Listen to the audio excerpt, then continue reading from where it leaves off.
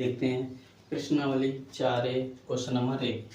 जांच कीजिए क्या निम्न दो घात समीकरण है, यानी कि इसे हम क्या चेक करना है, ये दो घात समीकरण है या फिर नहीं है।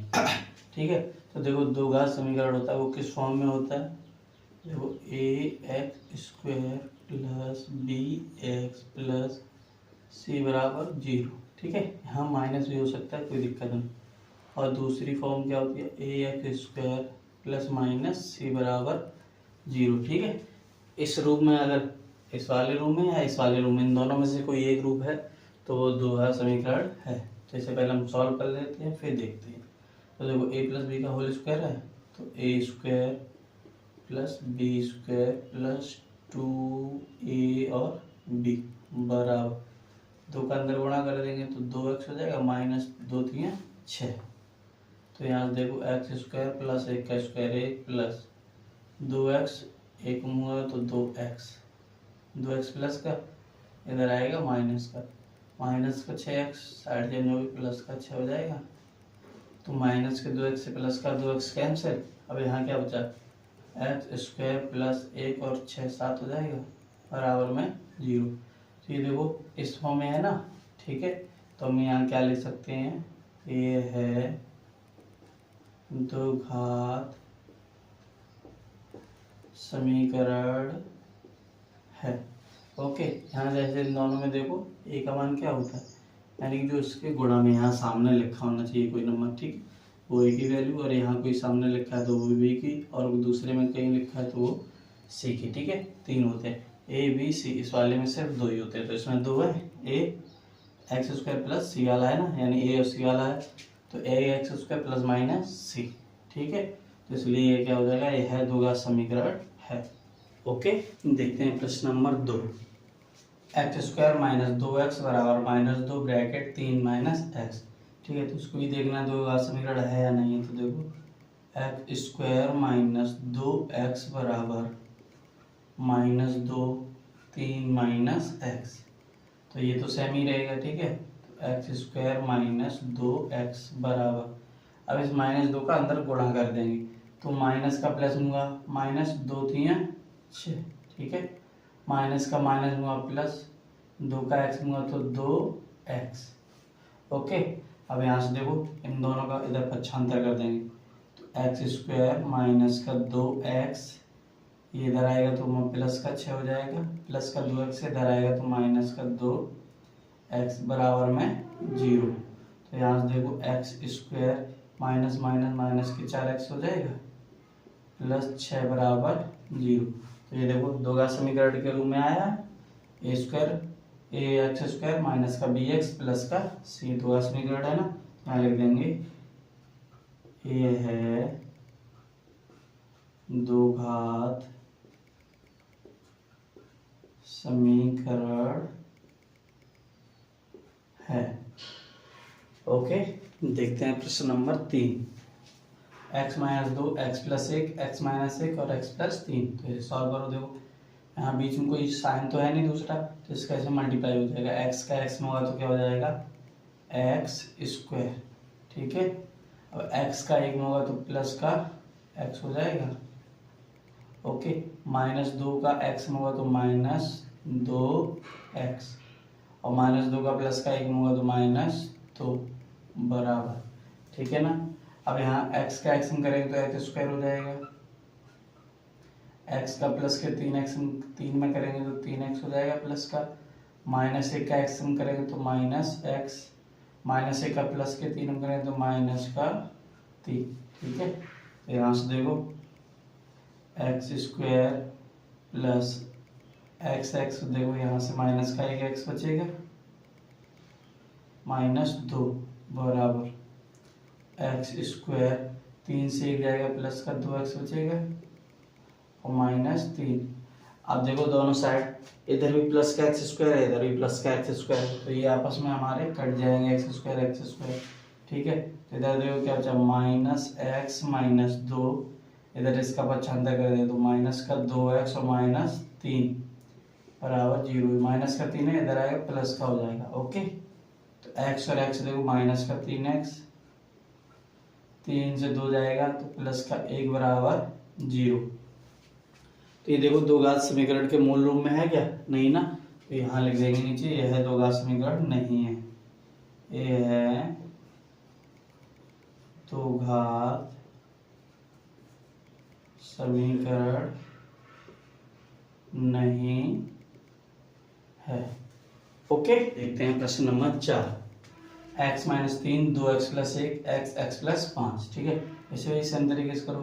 तो देखो पहले क्वेश्चन लिख लेंगे x माइनस 3 2x प्लस 1 बराबर में x और x प्लस का 5। ठीक है, अंदर गुणा कर दो, x का 2x में होगा तो 2x स्क्वायर हो जाएगा, x का प्लस का 1 में होगा तो प्लस x, माइनस 3 का प्लस के 2x में होगा तो माइनस का 3 दूनी 6x, माइनस 3 का प्लस के 1 में होगा तो माइनस 3 बराबर x का x में होगा x स्क्वायर प्लस 5 का x में होगा तो 5x। ओके, अब आगे देखो इन दोनों का इधर पक्षांतर कर लाएंगे। ओके, तो 2x square plus x minus 6x minus 3 plus का इधर आएगा तो minus x square plus 5x इधर आएगा माइनस का 5x बराबर में 0। अब आगे देखो 2x स्क्वायर प्लस का है, यहाँ माइनस का 1x स्क्वायर है तो प्लस का 1x स्क्वायर बचेगा। अब यहाँ देखो माइनस के 6 और माइनस के 5, 6 5 11x हो जाएगा और एक ये प्लस का तो प्लस का माइनस का कितना हो जाएगा 10x। ठीक है, और यहाँ माइनस का 3 बराबर 0। तो ये देखो हमारे मूल रूप में है ना, यानी कि एक ax स्क्वायर प्लस का bx माइनस का c है प्लस का c। ओके, ये हमारा मूल समीकरण है, तो यहाँ लिख देंगे ये है दो घात समीकरण है। ओके, देखते हैं प्रश्न number 5। x square plus 3x plus 1 बराबर x माइनस 2 का होल स्क्वायर। तो इसे भी चेक करो। ठीक है, तो यहाँ से देखो x square plus 3x plus 1 बराबर, यहाँ देखो a माइनस बी का होल स्क्वायर है जिसका फॉर्मूला खोल देंगे तो a square plus B square minus 2a और b। ओके, आगे देखते हैं तो x square plus 3x plus 1 बराबर x स्क्वायर प्लस 2 का स्क्वायर 4 माइनस 2 दूनी 4x। ओके, अब यहाँ देखो ये प्लस का है ये भी प्लस का, तो ये दोनों आपस में कैंसिल। ठीक है, अब यहाँ देखो 3x प्लस 1 इसका इधर पक्षांतर प्लस का 4 इधर आएगा माइनस का, माइनस के 4x है इधर आएंगे तो प्लस के 4x बराबर में 0। 4 और 3 7x माइनस 4 से प्लस का 1 जाएगा तो माइनस का 3 बराबर 0। तो ये देखो क्या दो घात समीकरण के मूल रूप में है, ax स्क्वायर वाले में नहीं ना, तो यहाँ लिख देंगे ये है दो घात समीकरण नहीं है, यह है दो घात समीकरण नहीं है। ओके, देखते हैं प्रश्न वाली 4 एक 6। x प्लस 2 का होल क्यूब बराबर 2x bracket x square minus 1। तो यहाँ देखो पहले तो हम क्वेश्चन लिख लेते हैं, तो x प्लस 2 का होल क्यूब बराबर 2x स्क्वायर माइनस 1। ठीक है, अगर देखो तो a प्लस बी का होल क्यूब वाला फॉर्मूला लगेगा, तो इसका देखो a प्लस बी के होल क्यूब का फॉर्मूला क्या होता है a cube plus B cube plus 3ab और ब्रैकेट में a प्लस बी। ठीक है, तो बस उसी हिसाब से इसको खोलना है। तो देखो a cube plus B cube plus 3a और b और ब्रैकेट में हो जाएगा a प्लस बी यानी x प्लस 2 बराबर। ओके, अब यहाँ 2x का अंदर गुणा कर देंगे तो 2x का x स्क्वायर में होगा तो 2x क्यूब हो जाएगा, 2x का माइनस के 1 में होगा तो माइनस का 2x। ओके, अब यहाँ से देखो x क्यूब प्लस 2 का क्यूब कितना होता है 8 होता है प्लस 3 दूनी 6x ब्रैकेट x प्लस 2 बराबर 2x क्यूब। माइनस का 2x। ओके, अब यहाँ 6x का भी अंदर हम गुणा कर देंगे, तो x³ माइनस 8 प्लस 6x का x होगा 6x² प्लस 6 दूनी 12x बराबर में 2x³ माइनस का 2x।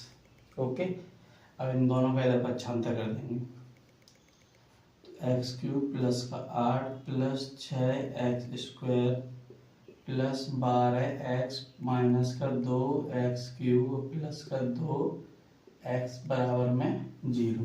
ओके, देखो यहाँ प्लस का 1x³ यहाँ माइनस के 2x³ है, तो 2 से 1 जाएगा, माइनस का 1x³ बचेगा, स्क्वायर देखो स्क्वायर तो अकेला ही है, तो प्लस के 6x²। ठीक है, x वाले देख लो 12 और 2 14 और प्लस का 8। तो ये क्या देखो, ये क्या दो घात समीकरण में है, दो घात समीकरण में होता तो क्या होता, ax² plus bx plus c, यहाँ प्लस माइनस हो जाए कोई दिक्कत नहीं। ठीक है, तो यहाँ देखो, और यहाँ क्या है क्यू है ना, तो ये त्रिघात समीकरण है ना कि दो घात समीकरण, तो इस हिसाब से ये वाला हमारा कैसा हो जाएगा, गलत। तो ये है दो घात समीकरण नहीं है।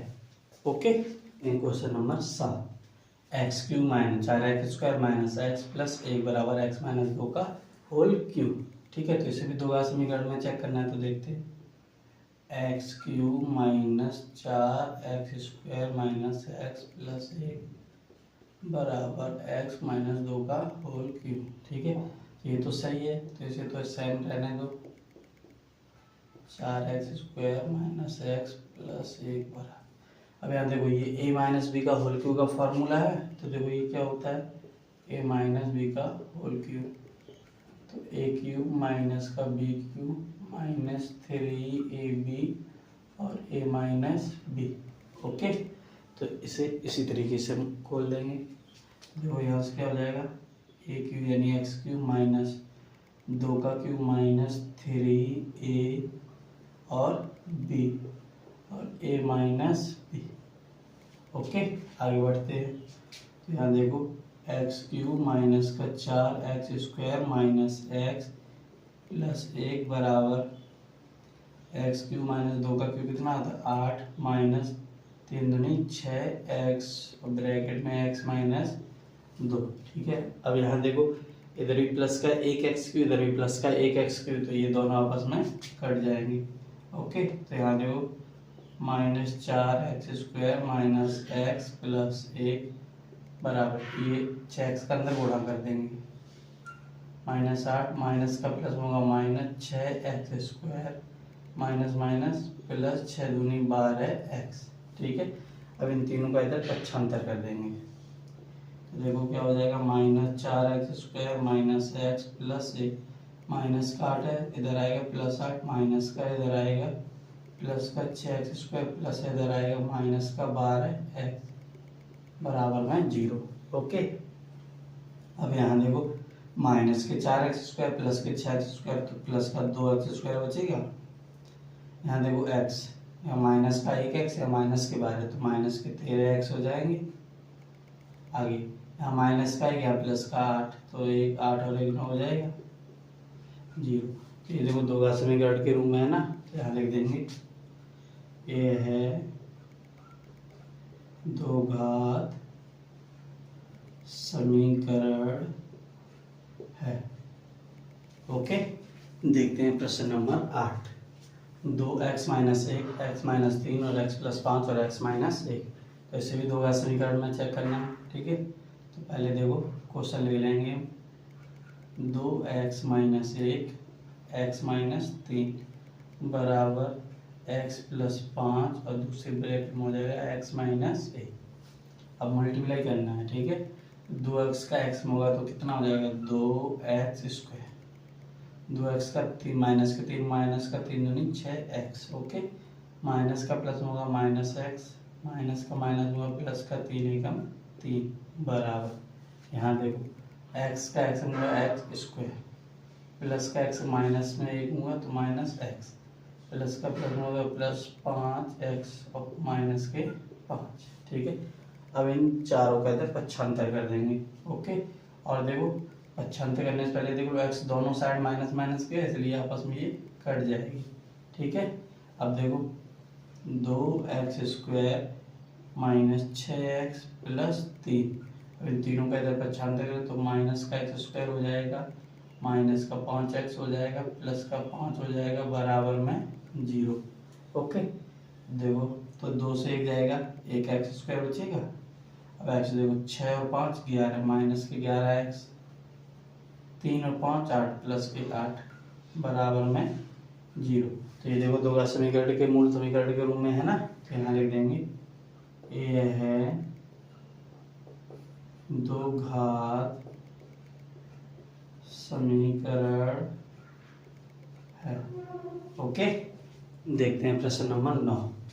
x² प्लस 3x प्लस 1 बराबर x माइनस 2 का होल स्क्वायर। ठीक है, इसे दो घात समीकरण ही चेक करना है, तो पहले क्वेश्चन लिख लेंगे x² प्लस 3x प्लस 1 बराबर x माइनस 2 का होल स्क्वायर।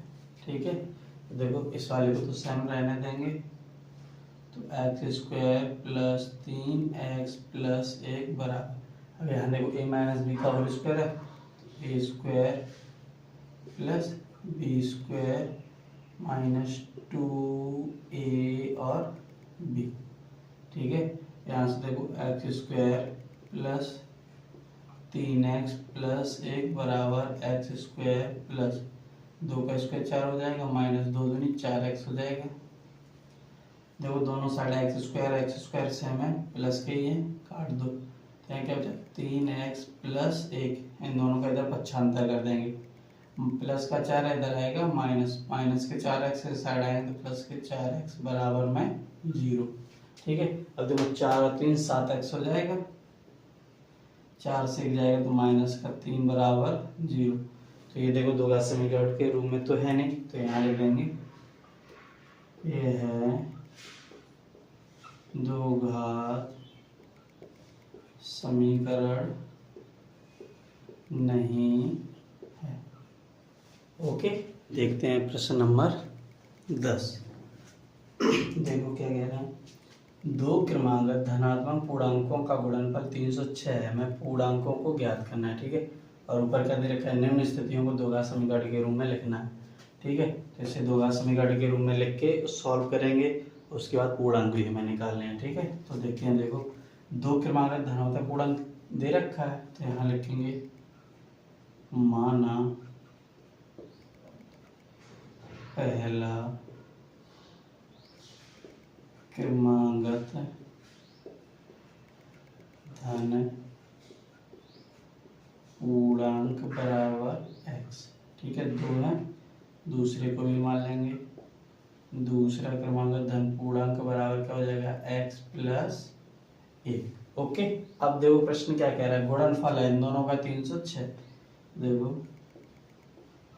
प्रश्नानुसार गुणनफल इन दोनों का, तो x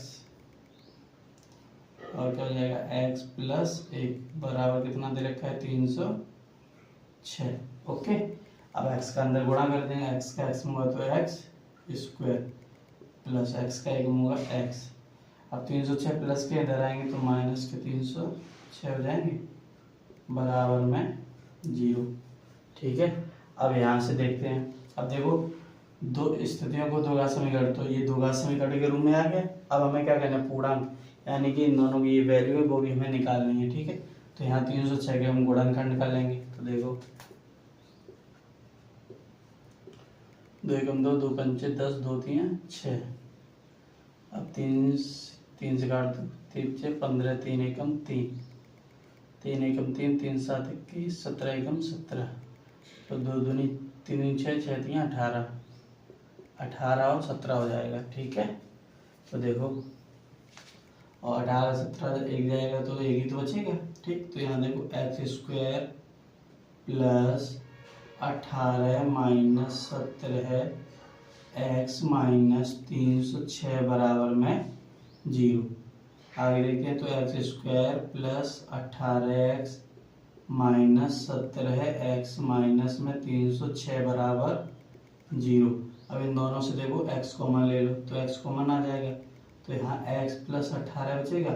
यहाँ से -17 कॉमन ले लेंगे तो यहाँ x + 18 बचेगा बराबर में 0। ठीक है, तो एक ब्रैकेट में हो जाएगा x + 18 और दूसरे में हो जाएगा x - 17 बराबर 0। तो यहाँ देखो x + 18 बराबर 0, तो x बराबर -18। ओके, और यहाँ x - 17 बराबर 0, तो x बराबर प्लस के 17 हो जाएंगे, तो प्लस वाली वैल्यू ली जाती है, माइनस वाली नहीं। तो x से हम कितना रखेंगे, 17 रखेंगे। ठीक है, तो यहाँ देखो पहली क्रमागत कितनी आ जाएगी, पहला धन पूर्णांक बराबर, हमने क्या माना था x, और x कितना है 17। ओके, और जो दूसरा आएगा हमारा, दूसरा देखो कितना है x + 1, यानी कि 17 + 1 बराबर 18। तो पहला आएगा हमारा 17, दूसरा पूर्णांक क्या आएगा 18। ओके, देखते हैं क्वेश्चन नंबर 11। एक रेलगाड़ी 480 किलोमीटर की दूरी समान चाल से तय करती है। यदि इसकी चाल 8 किलोमीटर/आवर कम होती तो वह उसी दूरी को तय करने में 3 घंटे अधिक लेती। हमें रेलगाड़ी की क्या निकालनी है, चाल। क्या निकालनी है, चाल। तो देखो इसमें ना तो चाल दे रखी है ना समय दे रखा है। ठीक है, तो यहाँ लिखेंगे माना चाल बराबर x किलोमीटर/आवर और समय को मान लेंगे बाई, तो समय बराबर बाई आवर। ओके, अब देखो हमें दूरी कितनी दे रखी है, 480 किलोमीटर, तो दूरी बराबर 480 किलोमीटर। ठीक है, तो देखो पहली कंडीशन से क्या होता है, फार्मूला क्या होता है, चाल बराबर दूरी बटे समय। ठीक है, क्या होता है, चाल बराबर दूरी बटे समय। और हमें यहाँ से अगर समय से निकालना हो तो समय यहाँ पे आ जाएगा और चाल नीचे पहुँच जाएगी, तो समय बराबर क्या आ जाएगा, दूरी बटे चाल। ठीक है ना। अब यहाँ से देखो दूरी कितनी है हमारे पास, 480 किलोमीटर, और चाल हमारे पास कितनी है, x। ओके, तो यहाँ से समय बराबर कितना आ जाएगा, 480 बटे x। ठीक है, अब आगे देखो, यदि इसकी चाल 8 किलोमीटर/आवर कम होती, 8 किलोमीटर/आवर कम होती तो ठीक है, तो देखो वो है उसी दूरी को तय करने में 3 घंटा अधिक समय लेती। ठीक है, कितना, 3 घंटा अधिक समय लेती। तो हमें रेलगाड़ी की चाल ज्ञात करनी है। ठीक है ना, तो यहाँ से देखो क्या हो जाएगा, 8, दूरी तो चाल तो वही है x, लेकिन यहाँ क्या, चाल 8 किलोमीटर कम होती तो चाल में डिफरेंस आ जाएगा, तो चाल बराबर हमारे पास क्या आ जाएगा, x - 8 किलोमीटर/आवर। ठीक है, दूरी हमारे लिए सेम रहेगी। ठीक है, तो देखो यहाँ से अगर समय बराबर निकलेगा तो समय बराबर क्या आएगा, दूरी बटे चाल है, तो 480 बटे x - 8। ठीक है, अब क्या कह रहा है, दूरी को तय करने में 3 घंटा अधिक समय लेती है। ठीक है ना, तो यहाँ से देखो प्रश्न आंसर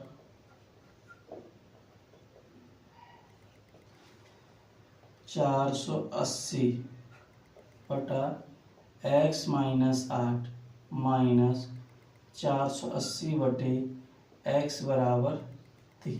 ठीक है, क्योंकि देखो 3 घंटे समय ज़्यादा ले रही, तो इसमें से इसे हम क्या कर देंगे, माइनस कर देंगे। ओके, तो यहाँ से देखो आगे क्या होता है, अब इन दोनों से एलसीएम ले लो। ठीक है, क्या ले लो, एलसीएम। तो देखो कितना आएगा हमारे पास x - 8 और x। ठीक है, अब x का इधर गुणा होगा, x - 8 का इसमें हो जाएगा, तो यहाँ x का 480 बटे x हो जाएगा, 480 का x होगा तो माइनस के 480 x। ठीक है, और माइनस का माइनस दूंगा प्लस, और 480 का आठम कर दो। ठीक है, तो 0 8 8 64 का 6 और 8 चौक 32 और 6 कितना हो जाएगा, 32 और 6 38, ठीक है, बराबर कितना बचेगा 3, ठीक है। प्लस के 480 से माइनस के 480 एक्स कैंसिल हो जाएंगे।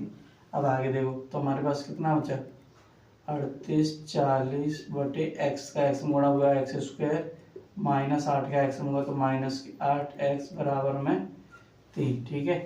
तो 3 से देखो ये नंबर कट जाएगा, काट दो, 3 एकम 3, 3 दूनी 6, 2 बचा 24, 3 8 24 और 80, ठीक है। तो यहाँ से देखो क्या हो जाएगा 1280 बटे एक्स स्क्वायर माइनस 8 एक्स बराबर में 1 नया बटे 1, ठीक है। कैंची गुणा हो जाएगा तो यहाँ से आएगा आपके पास 4 एक्स स्क्वायर माइनस 8 एक्स बराबर में 1280, ठीक है ना। अब 1280 का इधर पक्षांतर कर देंगे तो माइनस में हो जाएगा, x square minus 8 x minus 1280 बराबर 0, ठीक है। अब यहाँ पे देखो हमें क्या करना है, 1280 के हमें क्या करने हैं, गुणनखंड करने हैं। क्या करने हैं, गुणनखंड। तो गुणनखंड कैसे करने हैं, जब भी हम मल्टीप्लाई उन दोनों नंबरों का करें तो 1280 आना चाहिए, ठीक है। और उन दोनों का सब्ट्रैक्ट हम करेंगे तो कितना आना चाहिए, 8 आना चाहिए, ठीक है। कितना आना चाहिए, 8। तो देखो 40 और 32 हो जाएंगे, कितना हो जाएंगे 40 और 32, ठीक है। तो देखो x square minus 40 minus 32 x minus 1280 बराबर में 0। तो यहाँ से देखो हो जाएगा हमारे पास एक्स स्क्वायर माइनस का 40 एक्स माइनस का 32 एक्स माइनस के 1280 बटे बराबर में 0। तो यहाँ दोनों से एक्स कॉमन मिल जाएगा तो यहाँ क्या बचेगा एक्स माइनस 40, इन दोनों से 32 कॉमन ले लो, ठीक है, माइनस का 32, यहाँ देखो माइनस माइनस प्लस होगा, ओके। माइनस का 32 कॉमन ले लिया तो यहाँ पे देखो क्या बचेगा एक्स, ठीक है, और माइनस, ठीक है, या प्लस का ले लो, प्लस हो जाएंगे, ठीक है। तो 32 एक्स माइनस क्या बचेगा यहाँ 40 बराबर 0। तो एक ब्रैकेट हम x माइनस 40 लिख देंगे और दूसरे में x प्लस 32 बराबर 0, ओके। तो और थोड़ा और रह गया, आगे देखते हैं। अब यहाँ से देखो इन दोनों की वैल्यू निकालो तो x माइनस 40 बराबर क्या हो जाएगा 0। तो x बराबर क्या आएगा आपके पास 40, ठीक है। आगे x प्लस 32 बराबर 0, तो यहाँ से आएगा x बराबर माइनस 32, ठीक है। तो पॉजिटिव वाला नंबर लेते हैं, नेगेटिव वाला नहीं, ठीक है। अब आगे देखो पूछा क्या था, हमें रेलगाड़ी की चाल ज्ञात करनी है। क्या ज्ञात करनी है, चाल। और चाल को हमने क्या माना था x, और x की वैल्यू कितनी आ गई 40। तो यहाँ लिखेंगे चाल बराबर 40 किलोमीटर पर आवर, ओके। देखते हैं प्रश्न नंबर 12 है। एक आयताकार भूखंड का क्षेत्रफल 528 वर्ग मीटर है। क्षेत्रफल की लंबाई चौड़ाई के 2 गुने से 1 अधिक है। हमें भूखंड की लंबाई और क्या निकालनी है, चौड़ाई, ठीक है। तो देखो ना इसमें लंबाई दे रखी है ना चौड़ाई, सिर्फ क्या दे रखा है, हमें क्षेत्रफल, ठीक है। तो पहले लंबाई चौड़ाई देख लेंगे। माना चौड़ाई बराबर x मीटर।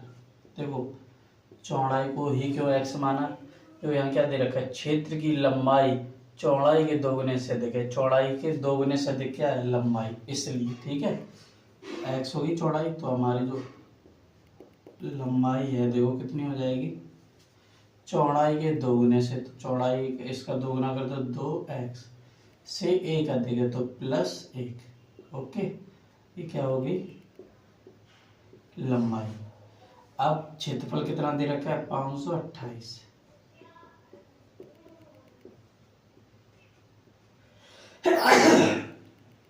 मीटर वर्ग, ओके। अब इसमें देखो तो आयताकार भूखंड का क्षेत्रफल, तो आयत का क्षेत्रफल होता है वो क्या होता है, लंबाई गुणा चौड़ाई। क्या होता है, लंबाई गुणा चौड़ाई। तो यहाँ लिखेंगे लंबाई गुणा चौड़ाई। देखो क्षेत्रफल दे रखा है 528 बराबर लंबाई कितनी है 2x + 1, ओके। और चौड़ाई कितनी है x। इन दोनों का गुणा हो जाएगा। इधर देखो क्या रहेगा 528 बराबर 2x का एक्स होगा 2x², 1 का एक्स होगा तो प्लस x। 528 का 95 कर देंगे, ठीक है। तो 2x² प्लस x माइनस 528 बराबर 0। देखो माइनस क्यों हो गया, क्योंकि 528 को तक 75 कर दिया, ठीक है। तो प्लस का था 75 होगा, माइनस हो जाएगा। अब देखो 528 का मैं पहले 2 में गुणा करना पड़ेगा। 528 का किसमें गुणा करना पड़ेगा, 2 में। तो कितना आएगा देखो 528 का अगर 2 में गुणा करोगे 8 दूनी 16, 2 4 5 5 दूनी 10, कितना आएगा 1056। तो अब देखो 1056 के हमें ऐसे गुणनखंड करने पड़ेंगे जिससे हमें क्या यहाँ पे 1 मिलना चाहिए। माइनस करने से क्या मिलना चाहिए 1। तो इसके जो गुणनखंड होंगे वो होंगे 32 और 33। जब हम इन दोनों का गुणा करेंगे तो हमें 1056 मिल जाएगा और 33 से 32 घटाएंगे तो 1 मिल जाएगा, ठीक है। तो देखो 2x² plus 33 minus 32x minus 528 बराबर 0। तो यहाँ से देखो 2x² plus 33x minus 32x minus 528 बराबर 0। इन दोनों से हमें x कॉमन मिल जाएगा। यहाँ से 2x प्लस 33, ठीक है।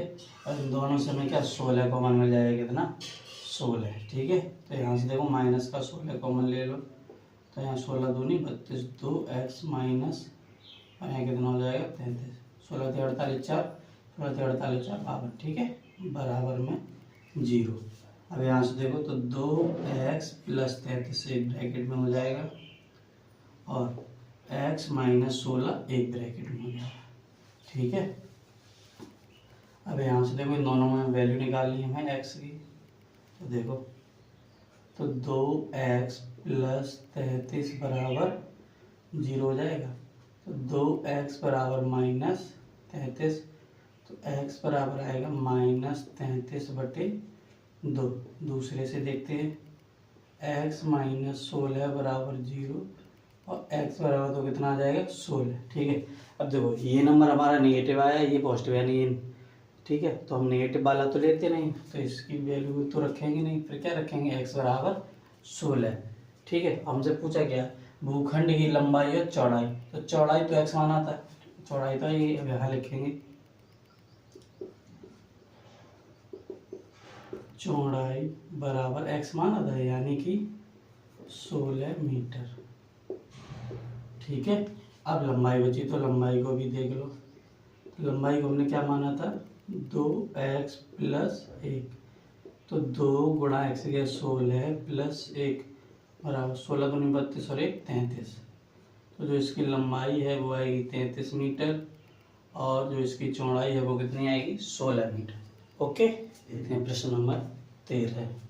रोहन की माँ उससे 26 वर्ष बड़ी है, उनकी आयु का गुणनफल अब से 3 वर्ष पश्चात 360 हो जाएगा।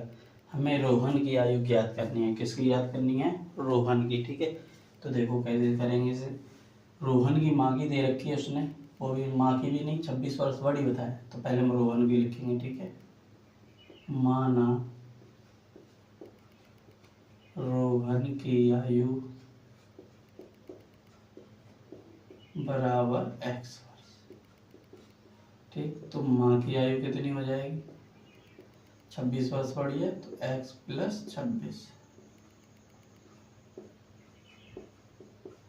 ठीक है। अब आगे देखते हैं उनकी आयु का गुणनफल अब से 3 वर्ष पश्चात, तो देखते हैं 3 वर्ष पश्चात, ठीक है। अब देखो 3 वर्ष पश्चात इन दोनों की आयु 3 साल बढ़ जाएगी, ठीक है। तो देखो रोहन की जो आयु होगी जाके अब क्या बनेगी, रोहन की आयु जो बनेगी जाके x प्लस 3 वर्ष, ओके। और जो उसकी माँ की आयु बनेगी वो क्या हो जाएगी x प्लस 26 प्लस 3 यानी कि x प्लस 29 वर्ष, ठीक है। अब क्या कह रहा है गुणनफल 360 हो जाएगा इन दोनों का, ठीक है। तो यहाँ देखो प्रश्न आंसर, दोनों की आयु का गुणनफल कितना हो जाएगा 360, ठीक है। तो पहले की आयु हो गई x+3, गुणा करेंगे x+29 और बराबर कितना आएगा 360, ठीक है। अब कैलकुलेशन कर लेंगे, x का x में होगा तो x², ठीक है, प्लस 29 का x में होगा तो 29x, प्लस 3 का x में होगा तो 3x, प्लस 29 का 3 कर दो, ठीक है। तो 9 3 27, 2 हो जाएगा, 3 6 2 8 बराबर 360, ठीक है।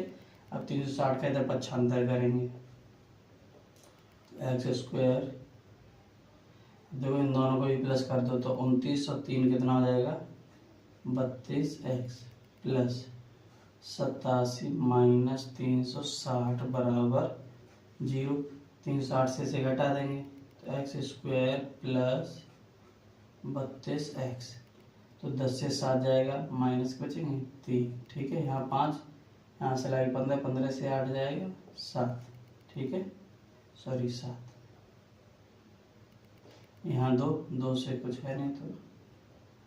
अब यहाँ देखो x² प्लस 32x माइनस 273, ठीक है ना। अब देखो इसके 273 के ऐसे गुणनखंड करने हैं जो हमें घटाने से कितना मिलना चाहिए, घटाने का मूल्य जो यहाँ चिन्ह रहेगा वही जब उनके गुणनखंड करेंगे तो उनका प्लस या माइनस करके ही आएगी ये वैल्यू, ठीक है। ये जो चिन्ह रहेगा यहाँ माइनस है तो उसमें जो गुणनखंड होंगे उसमें भी हमें क्या करना पड़ेगा माइनस, ठीक है। तो अब देखो यहाँ क्या लिखा 32x और यहाँ क्या लिखा 273, जब इन दोनों के हम गुणनखंड यानी कि 273 के गुणनखंड करेंगे तो ठीक है, तो हम देखो कितना करेंगे, करके देख लो नहीं तो कितना हो जाएगा 273, ठीक है। और नहीं तो अगर डायरेक्ट करना चाहो तो वो कितना हो जाएगा 39 और 7, कितना आएगा इसका 39 और 7, ठीक है। नहीं तो इसके गुणनखंड कर लो, ओके। तो देखो यहाँ से क्या आएगा x² plus 39 minus 7 x minus 273 बराबर 0, ठीक है। आप गुणनखंड करके चेक भी कर सकते हैं। अब यहाँ से देखो क्या आएगा x² plus 39x minus 7x minus 273 बराबर 0। इन दोनों से x कॉमन मिल जाएगा तो यहाँ हो जाएगा x प्लस 39, ठीक है। इन दोनों से माइनस का 7 कॉमन मिल जाएगा तो यहाँ ही बचेगा x प्लस 39 बराबर 0। तो एक ब्रैकेट में हो जाएगा हमारा x प्लस 39 और एक में x माइनस 7 बराबर में 0, ठीक है। अब 0 से इसकी तुलना कर देंगे तो x प्लस 39 बराबर 0, तो x बराबर आ जाएगा माइनस 39। दूसरे वाले करेंगे तो x माइनस 7 बराबर 0, x बराबर क्या आ जाएगा 7, ठीक है। अब देखो दो वैल्यू आ चुकी है हमारे पास, तो माइनस वाली तो लेंगे नहीं, प्लस वाली लेंगे, ठीक है। तो यानी कि x बराबर कितना 7। हमसे पूछा क्या रोहन की वर्तमान आयु, और रोहन की जो आयु हमने वर्तमान मानी थी वो क्या थी x वर्ष, ठीक है। तो बस लिख दो रोहन की वर्तमान आयु को x माना यानी कि 7 वर्ष। तो जो रोहन की वर्तमान आयु आएगी वो कितनी आएगी 7 वर्ष, ओके।